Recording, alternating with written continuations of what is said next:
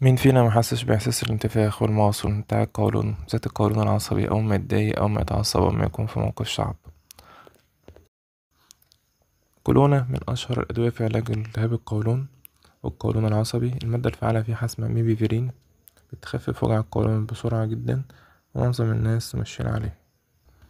بيحسن حركة الأمعاء وبيخفف المغص والألم القولون والانتفاخات.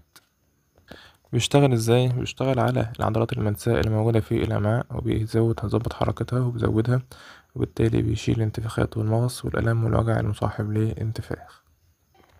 بيشتغل في الغالب بعد من 20 ل 30 دقيقة. مين بيستخدم كولونا؟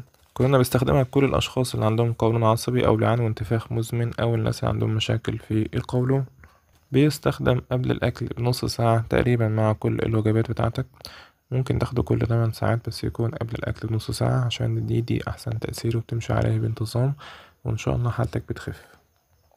ممنوع نستخدمه للحامل إلا باستشارة الطبيب أو في الأطفال الصغيرين، أو لو المريض عنده حساسية من المادة الفعالة بتاعته، أو لو عنده مشاكل في القلب، إلا بعد استشارة الطبيب.